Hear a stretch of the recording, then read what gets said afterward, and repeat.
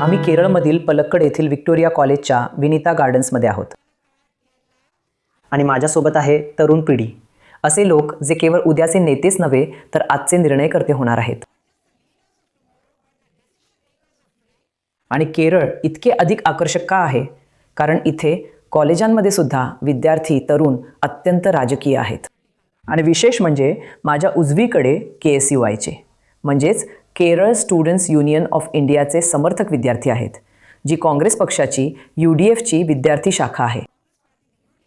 आणि माझ्या डावीकडे डाव्या विचारसरणीचे लोक आहेत, स्टुडंट्स फेडरेशन ऑफ इंडिया SFIचे विद्यार्थी. तसे ते मित्र आहेत, पण त्यांचे राजकारण खूप खूप वेगळे आहे. मी माझ्या डावीकडून सुरुवात करते. हे पिढीनुसार येतं का, की तुम्हाला सर्वांना का वाटतं की तुम्ही डावे आहात, तुम्ही उजवे आहात? विचारधारेवरील विश्वास हीच मूळ गोष्ट आहे की आम्ही सर्व SFIला पाठिंबा देतो. कारण माझ्या मते सर्वात मोठी विचारधारा ही डावी विचारधारा आहे. डाव्या विचारधारेमुळे संपूर्ण जग बदलले आहे. मूलभूत हक्क किंवा संघर्षाच्या माध्यमातून केले जातात. डाव्या लोकांनी किंवा कम्युनिस्ट लोकांनी किंवा समाजवादी विचारधारेने केलेल्या संघर्षांमधून मिळवलेले. आणि तरीही डावी विचारधारा कुठेतरी मरत असल्यासारखी वाटते. फक्त केरळमध्ये, काही प्रमाणात बंगालमध्ये ती शिल्लक होती. नाही, म्हणजे तुम्ही ते फक्त भारतीय दृष्टिकोनातून पाहतात. पण मला वाटतं की संपूर्ण जगात डावी विचारधारा किंवा तुम्ही म्हणालात ती मृतप्राय विचारधारा, ती प्रत्येक वेळी किंवा सर्व काळात नेहमी सारखीच राहिली आहे. विचारधारा मरणार नाही. ठीक आहे, मला आवाज न देता पहिल्या बाजूकडे जावे लागेल, कारण हा समतोल खूप महत्त्वाचा आहे. त्यांचं असं म्हणणं आहे की डावी विचारधारा सर्वोत्तम आहे आणि म्हणून आम्ही सर्व समर्थक आहोत. नाही, मला नाही वाटत की ती डावी विचारधारा आहे. ती एक चांगली गोष्ट आहे, कारण आम्हाला माहीत आहे की निवडणुकीपूर्वी, विधानसभा निवडणुकीपूर्वी आम्हाला माहीत आहे की साजी चेरियन यांचं मंत्रालय, सांस्कृतिक मंत्रालय, ते आधीच आपल्या संविधानाच्या विरोधात बोलले आहे. सांस्कृतिक मंत्री साजी चेरियन, जरी ते या निवडणुकीत त्यांच्या पक्षाचे उमेदवार आहेत. मला नाही वाटत की हे चांगलं राजकारण आहे. आणि मला वाटतं की ही विधानसभा निवडणूक UDFसाठी करण्यासारखी सर्वोत्तम गोष्ट असेल. आणि काँग्रेस पक्ष. आश्चर्य म्हणजे केरळमध्ये तुम्ही एकमेकांना विरोध करत आहात, पण सीमेपलीकडे काही किलोमीटर अंतरावर तुम्ही दोघे एकत्र आहात. मग तुम्ही ते कसं स्पष्ट कराल? तुम्ही याचं उत्तर कसं द्याल? तर मुळात आम्ही उजव्या विचारसरणीच्या विरोधात लढत आहोत. म्हणजे काँग्रेस सहसा म्हणते ते मध्यवर्ती भूमिकेत आहेत, जसे आम्ही डाव्या भूमिकेत आहोत. दिवसेदिवस भारताची कल्पना भाजप संघ परिवार सरकारमुळे मरत आहे. विरोध करण्यासाठी. आणि म्हणून तुम्हाला वाटतं की काँग्रेस लहान शत्रू आहे, बरोबर? म्हणजे हा विरोधाभास तुमच्यासाठी प्रत्यक्ष कामाच्या ठिकाणी गोंधळात टाकणारा होत नाही का? की तुम्हाला माहीत आहे तामिळनाडूमध्ये काँग्रेस आणि डावे पक्ष एकत्र आहेत, फक्त सीमेपलीकडे तुम्हाला एकमेकांशी लढावे लागते. मला वाटतं की त्यांना खरं तर गरज आहे. तामिळनाडूमध्ये त्यांना खरं तर राहुल गांधींचा फोटो आणि काँग्रेसच्या विचारसरणींची गरज आहे. पण केरळमध्ये ते आम्हाला पाठिंबा देत नाहीत. आणि मला वाटतं की त्या 4 पक्षांकडे विचारसरणी नाहीये. कारण मला वाटतं की ते सगळे, ज्या व्यक्तीने आधीच सांगितले की संघ परिवार म्हणजे आम्ही सर्व संघ परिवाराच्या विरोधात आहोत, पण केरळमध्ये ते सर्व समर्थक आहेत संघ परिवाराचे. कसं? आम्हा सर्वांना माहीत आहे की प्रत्येक परिस्थितीत आधीच आम्हाला माहीत आहे की खरं तर आम्हाला माहीत आहे की निवडणुकीच्या आधी या सगळ्या गोष्टी आमच्या केरळमध्ये घडत आहेत. संपूर्ण पाठिंबा. ते परोक्षपणे तुमचं म्हणणं आहे की ते संघ परिवाराला पाठिंबा देत आहेत. तुमचं तेच म्हणणं आहे का? हो, नक्कीच. आम्हा सर्वांना माहीत आहे की प्रत्येक मुद्दा, कारण आम्हा सर्वांना माहीत आहे. इथले LDF उमेदवार. LDF फक्त उमेदवारच नाहीत, समर्थक सुद्धा. लोकसभेत किंवा राज्यसभेत ते त्यांना पाठिंबा देत आहेत.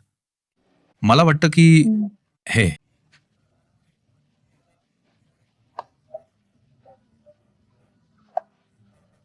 काही लोक असं म्हणतील की LDF ज्या प्रकारे काम करते ते भाजपला जिंकू देण्यासाठी आहे, पण तुम्हाला UDFला जिंकू द्यायचं नाहीये.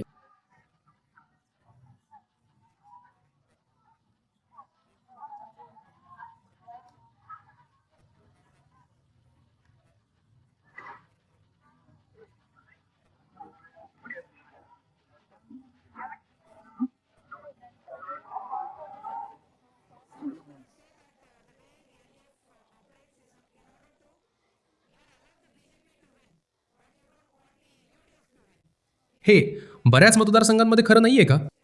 ते म्हणत आहेत की आम्ही सगळे भाजपला पाठिंबा देतो आणि मला वाटतं हा या काळातला सर्वात मोठा विनोद आहे.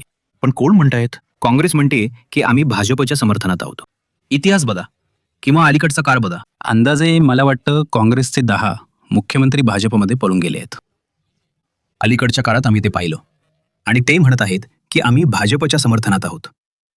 म्हणजे सुरुवातीच्या काळापासून 80च्या दशकापासून भाजपच्या स्थापनेपासून आजपर्यंत आम्ही त्या फॅसिझमच्या विरोधात, त्या उजव्या विचारसरणीच्या प्रत्येक गोष्टीच्या विरोधात लढत आहोत. म्हणजे RSS संघ परिवाराविरोधात आम्ही लढत आहोत, वैचारिक मार्गाने नाही. म्हणजे आम्ही प्रत्येक बाबतीत लढत आहोत. म्हणजे ठीक आहे. आता मी तुम्हाला विचारणार आहे, तुम्ही वेगवेगळ्या राजकीय विचारसरणीचे असाल, पण तरुणांचे प्रश्न समान आहेत नाही का? तरुण म्हणून तुमच्या चिंता काय आहेत? तुम्ही काय अपेक्षा करता की राजकीय पक्षांनी काय करावं? पण तुमचं सरकार 10 वर्षापासून सत्तेत आहे.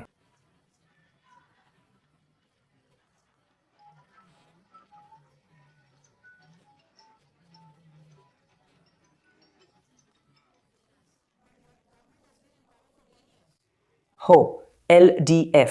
हो, पण त्याला फार काही करता आलेलं नाही का? ते केरळमध्ये करत आहेत. आम्हाला संपूर्ण भारतात पाहिजे. संपूर्ण भारत. एक तरुण म्हणून तुमची काय अपेक्षा आहे?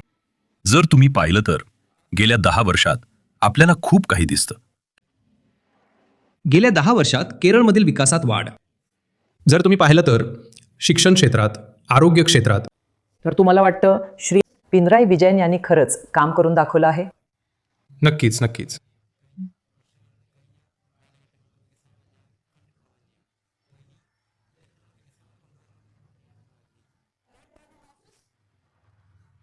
का?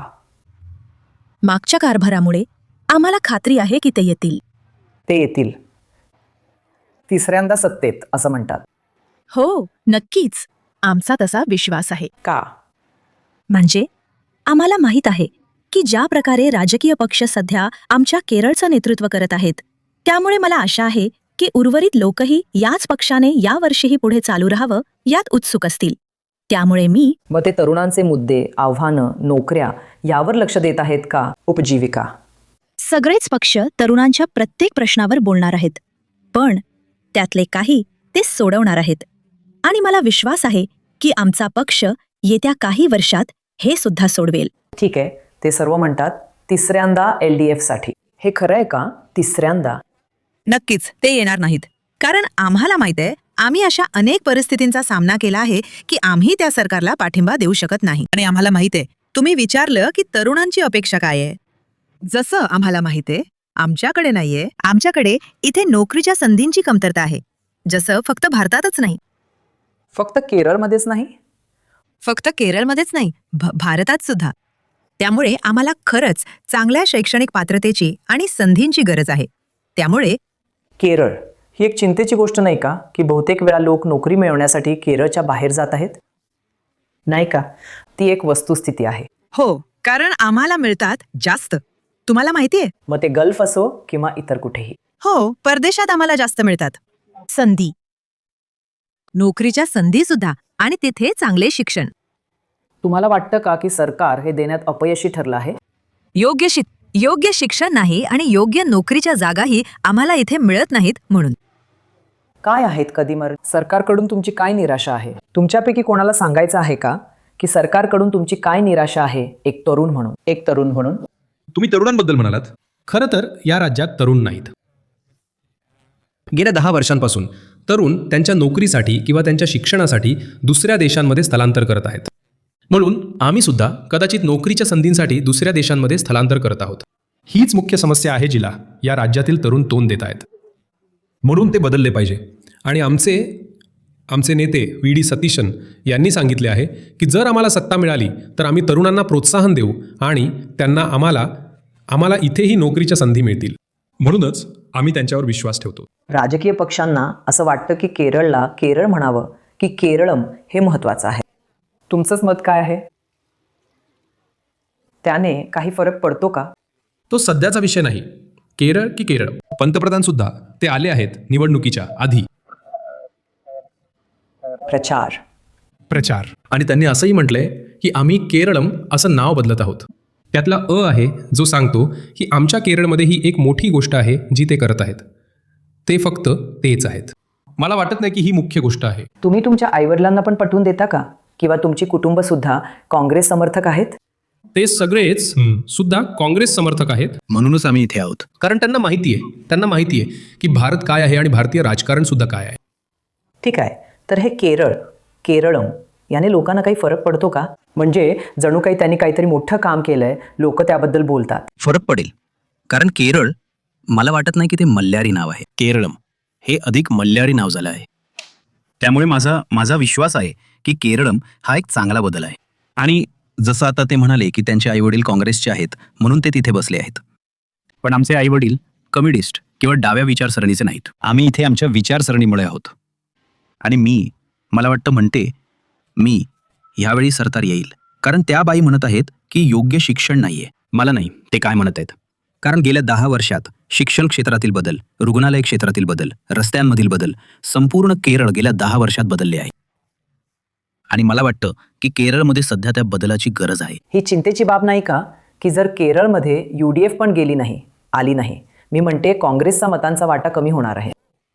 राष्ट्रीय स्तरावर तुमच्याकडे नसेल. तुम्ही म्हणत आहात की राजकीयदृष्ट्या भाजप तुमचा सर्वात मोठा विरोधक आहे, पण मग तुम्ही एकमेव दुसऱ्या पक्षाला संपवत आहात ज्याचं राष्ट्रीय अस्तित्व आहे. खूप चांगला प्रश्न आहे मॅम.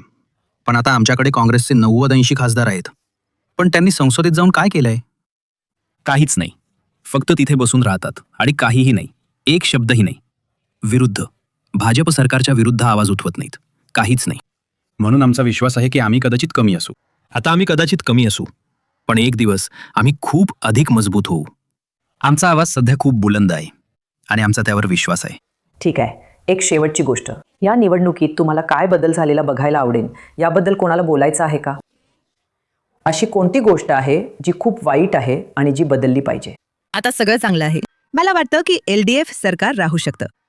जर ते परत आलं तर? हो, सगळं चांगलं आहे. LDF येतं परत येतं. तुमचं काय? आम्हाला या वर्षांमध्ये सरकारनं केलेल्या विकासाचं सातत्य हवं आहे. जर आपण पाहिलं तर 2016च्या आधी आपण पाहू शकतो आम्ही शिकत आहोत LP वर्गात. आम्ही आहोत, आमच्याकडे नाही पाठ्यपुस्तक. आम्ही फोटोस्टेट कागद वापरून अभ्यास करायचो आणि आता सगळं बदललंय. सगळं बदललं आणि आता आपण पाहू शकतो मुलांसाठी पाठ्यपुस्तक. त्यापूर्वी शैक्षणिक वर्ष सुरू होतं आणि मुलांच्या दुपारच्या जेवणातही बदल झाला. शिक्षण पूर्णपणे बदलले आहे आणि आता आपण आरोग्य क्षेत्र आणि सर्व काही पाहतो अधिक चांगले. ते सर्व काही 2000च्या पूर्वीच्या सरकारपेक्षा अधिक कार्यक्षम झाले आहे. म्हणजे आरोग्य क्षेत्र, शिक्षण सर्व काही आता अधिक चांगलं आहे असं ते म्हणतात.